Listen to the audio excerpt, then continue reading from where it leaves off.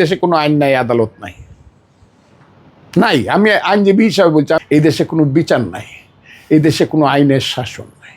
এই যে গুপ্ত হত্যার ব্যাপারটা আমি শঙ্কিত আছি। প্রতিদিন এই যে মোবাইলটাতে শত শত আমাকে যে বিশ্রী বকাবকি করে, কুৎসিত বকাবকি করে, এটা মানুষের পক্ষে আমি আর ধরি না এখন। এ হলো ব্যাপারটা। এবং আমাকে যে হুমকি দিচ্ছে এবং আমাকে হত্যা করার যে হুমকি দিচ্ছে, এটা অসহনীয়। ওইটার ব্যাপারে একটু চিন্তায় থাকি। এই পরিস্থিতি যারা আমাকে ফজু পাগলা বলছে, তাদের আমির, যে আমির, জামাতের আমির, শিবির, যারা আমাকে জামাত শিবিররাই মেনলি বলছে আমাকে, আমি এদেরকে দেখি কত বিশ্রী বকা দিছে, আমি নাকি ভারতীয় বেশ্যার ছেলে। সে কত কথা কইছে। আমি জামাতের আমিরকে যদি আল্লাহ আমাকে দেয়, তা আমি তাকে কিচ্ছু বলবো না। একদিন শুধু বাংলাদেশের মানুষের সামনে তাকে হাত জোর করে মাপ চাওয়া, যে ফজলুর রহমানকে বকা দেওয়া আমার দল থেকে যদি কেউ দিয়ে থাকে, আমি মাপ চাই। আমি তা জামাতের আমিরের 10 বছরের বড়। উনার জন্ম 1958 সনে, আমার জন্ম 1948 সনে। আমি ওনাকে দেখছি মান্নার পিছনে, মাহমুদুর রহমান মান্না আমার বন্ধু, সিলেটে গেছি, ওর পিছনে পিছনে ঘুরে। আমাদের এই কর্মী, আমাদের আমি যখন ছাত্রলীগের সেক্রেটারি সেন্ট্রালের, তখন কর্মী জাসদ ছাত্রলীগ করে। কালকে দেখলাম একজনে বকা দিছে আমারে, আমি নামটা আবার শিবিরের এক ছেলে দেখলাম, খুব বড় নেতা, বক্তৃতা করছে, ফজলুর রহমান দল ছুট, এ হইল বেঈমান, যারা দলত্যাগ করে তারা বেজন্মা।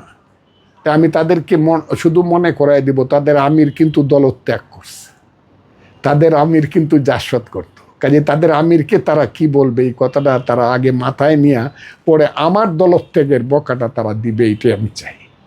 লেখক মহিউদ্দিন আহমদ, আমি তার লেখা পড়ি। দেশের বাইরে থেকে এত সুন্দর লিখতে পারে, বাংলাদেশের সংস্পর্শের বাইরে থেকে, এটা আমার কাছে খুব অবাক করা ব্যাপার। তার লেখার প্রতি আমার সাংঘাতিক টান আছে এবং আকর্ষণ আছে।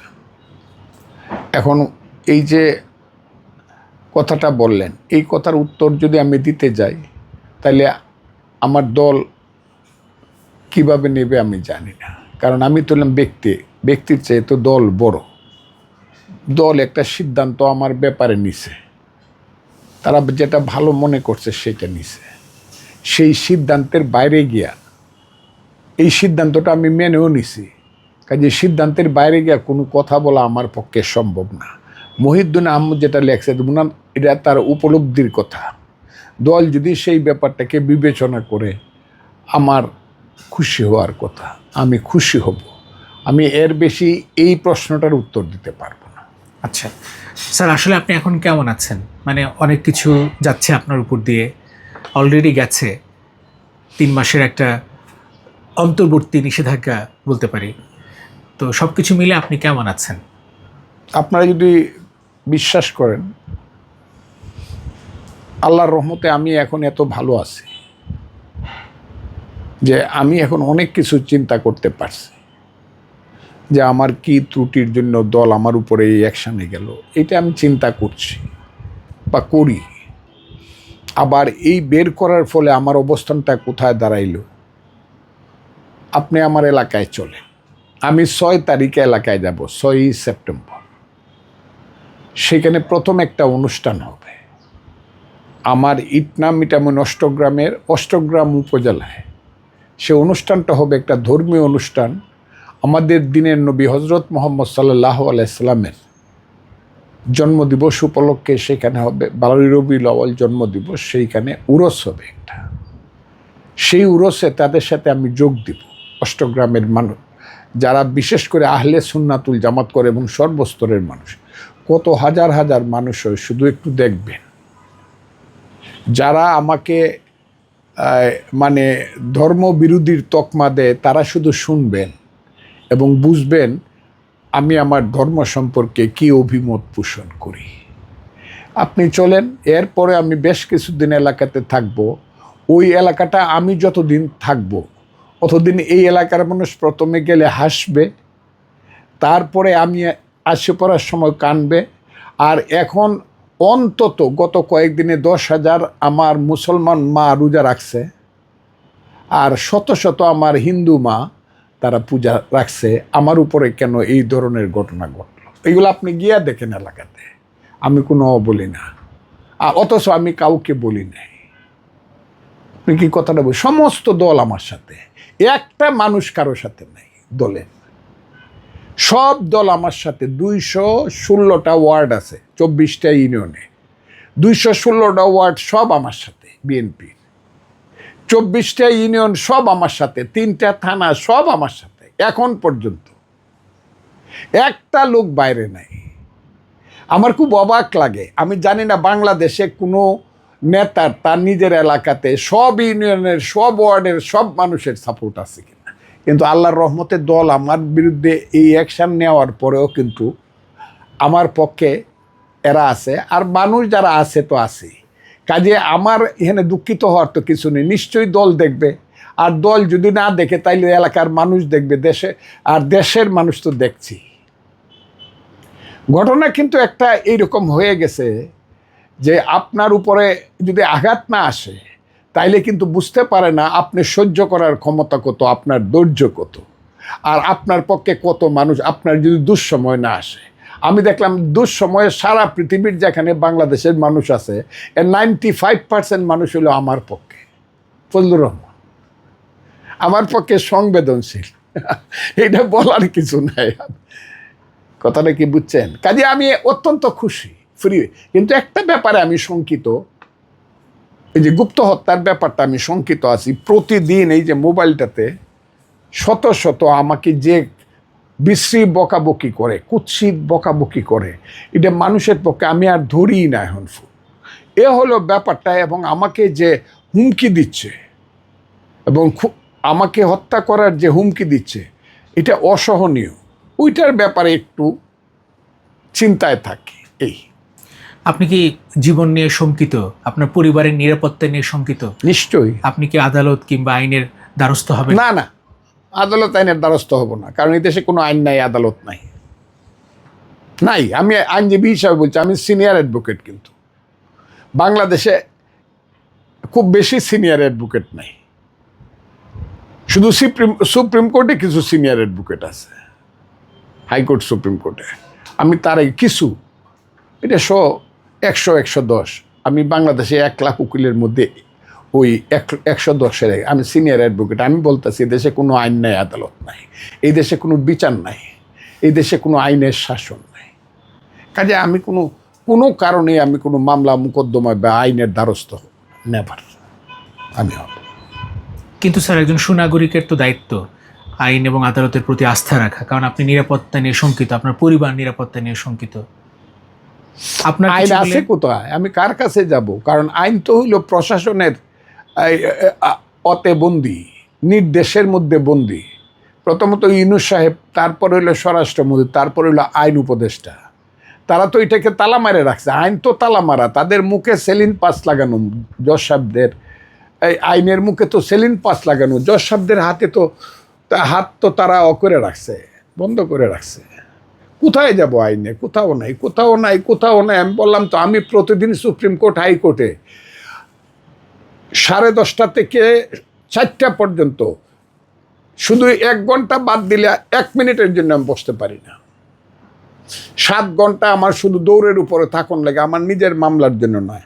আমি আমার ওই যে নতুন নতুন আমার ব্যারিস্টার, উকিল, যে আমার যে বন্ধু জুনিয়ররা আসে, সন্তান, স্যার স্যার স্যার আপনি আমার কেস করে দেন, আমার এইটার মধ্যে আমি ব্যস্ত থাকি। আমি দেখি কোথাও আইন নাই, কোথাও না। স্যার, আপনি কি এখনো কথা বলে যাবেন? আপনি কি এখনো কথা বলে যাবেন টকশোতে? আমি তো আপনার সাথে তো কথা বলছি, এটা আর জিজ্ঞাসা করেন কেন? কালকেও বলছি, আমি কালকেও 2টা টকশো করছি, এর আগের দিন 2টা টকশো করছি, আজকে করছি 5টা হলে এখন হ্যাঁ, নিরবধি চলতে থাকবে বহমান নদীর মতো আমার জীবন। এটা স্রোত, এটা থামবে না তো। সুন্দর বলছেন। আচ্ছা, আরেকটি প্রশ্ন হচ্ছে স্যার, আপনার সমালোচনা করে ওরা যে স্লোগান দিল, তার প্রমাণ আসলে তাদের পরিচয়টা বহন করে। আমি যদি একটা খারাপ কিছু করি, এটা কিন্তু আমার পরিচয় বহন করে, আমার বংশ পরিচয় বহন করে। আপনি নিশ্চয়ই দুঃখ পেয়েছেন এত ছোট বয়সী না না, ভুল বুঝে। আমি দুঃখ পেয়েছি আমার জন্য না, আমার কথাটা শুনেন, আমি দুঃখ পেয়েছি আমাদের নতুন প্রজন্মের জন্য। এরা তো বাচ্চা বাচ্চা ছেলেরা এখানে আসছিল, পাঁচ সাতটা ছেলে। এরা কি স্লোগান দিছে আমি এটা কানেও শুনছি দূরে থেকে। আমি তো ইজিলি বাইরে হয়ে গেছে, আসছি কোর্টে ইত্যাদি ইত্যাদি। এরা 500 আইলেও এদের সামনে গিয়ে আমি ফেস করবো, ওইগুলা কোনো ব্যাপার না। কিন্তু আমি সবচেয়ে অবাক হয়েছি ইঞ্জিনিয়ারিং ইউনিভার্সিটির সন্তানেরা, আমার যারা মেধাবী ছেলে, যাদের উপরে বাংলাদেশের ভবিষ্যৎ নির্ভর করতেছে, ঢাকা বিশ্ববিদ্যালয়ের সন্তানেরা, বিভিন্ন বিশ্ববিদ্যালয়ের সন্তানেরা, বিভিন্ন হলের ছাত্র ছাত্রীরা, তারা যে স্লোগান দেয়, আমি শুধু শঙ্কিত না,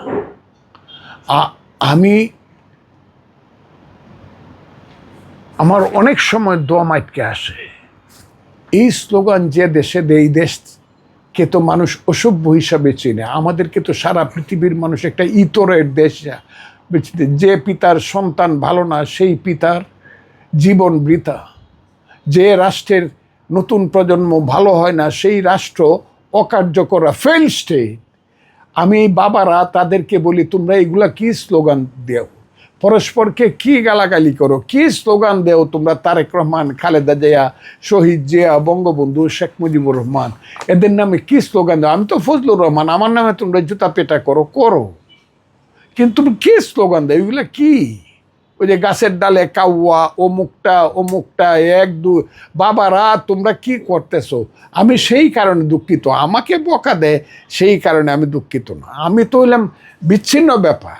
আমি তো শহীদ জিয়া, খালেদা জিয়া, তারেক রহমান না দলের, তাদের বিরুদ্ধে যে স্লোগান দিছে, বিএনপি তো সিরিয়াস হওয়া দরকার না, এই স্লোগান দেওয়া যাবে না। কারণ একমাত্র এই দেশে বিএনপি ঠিক করতে পারে দেশকে, যদি বিএনপি সাংগঠনিকভাবে এবং নীতিগতভাবে সঠিক পদক্ষেপ নেয়। আমার কথাটা কি বুঝছেন? বিএনপি পারে, সবাইকে অনুরোধ করে হোক, বুঝিয়ে হোক, মোটিভেট করে হোক। প্রথমত তার ছাত্রদলকে মোটিভেট করতে হবে, হাজার হাজার ছাত্রদল নেতাকর্মীকে প্রথমে মোটিভেট, এই ছাত্রদল নেতাকর্মী ছাত্র সমাজকে মোটিভেট করতে পারে। যে ছেলেরা, সামান্য ছেলে, ছাত্র ইউনিয়ন, বাসদের ছেলে পেলে যারা, কমিউনিস্ট পার্টির ছেলে পেলে যারা, এরা যদি এত সুন্দর স্লোগান বাইর করতে পারে, হ্যাঁ তোমরাও জানো আমিও জানি জামাত হলো পাকিস্তানি, তোমরাও জানো আমিও জানি জামাত শিবির পাকিস্তানি, কত সুন্দর স্লোগান। আমরা তো একসময় স্লোগান দিতাম, তোমার আমার ঠিকানা পদ্মা মেঘনা যমুনা, ঠিক আছে?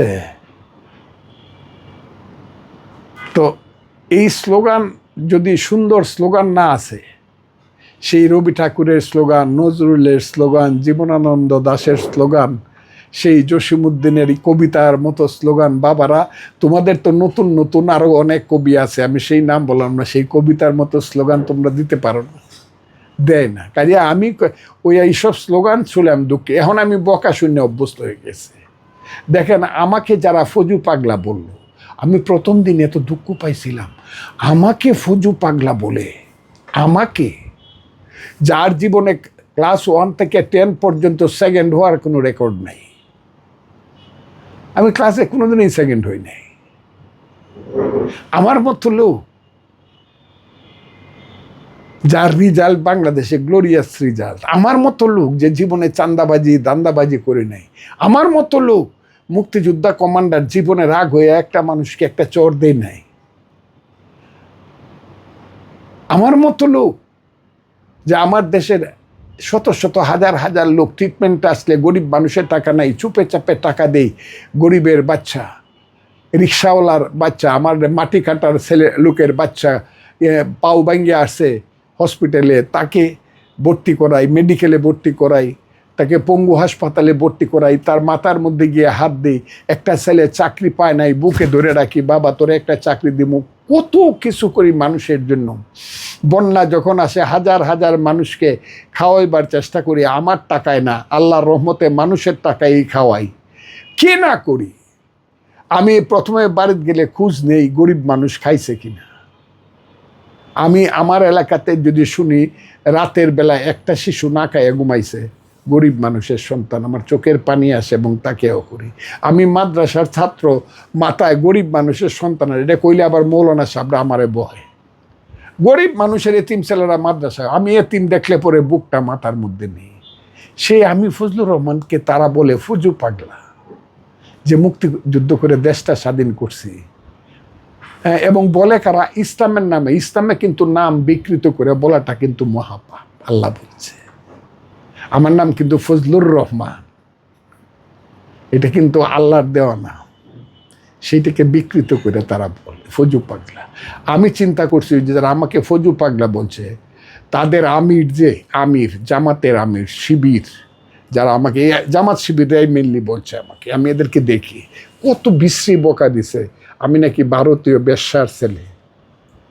সে কত কথা কইছে। আমি জামাতের আমিরকে যদি আল্লাহ আমাকে দেয়, তা আমি তাকে কিচ্ছু বলবো না। একদিন শুধু বাংলাদেশের মানুষের সামনে তাকে হাত জোর করে মাপ চাওয়া, যে ফজলুর রহমানকে এই বকা দেওয়া আমার দল থেকে যদি কেউ দিয়ে থাকে আমি মাপ চাই। আমি তা জামাতের আমিরের 10 বছরের বড়। উনার জন্ম 1958 সনে, আমার জন্ম 1948 সনে। আমি ওনাকে দেখছি মান্নার পিছনে, মাহমুদুর রহমান মান্না আমার বন্ধু, সিলেটে গেছি, ওর পিছনে পিছনে ঘুরে। আমাদের এই কর্মী, আমাদের আমি যখন ছাত্রলীগের সেক্রেটারি সেন্ট্রালের, তখন কর্মী জাসদ ছাত্রলীগ করে।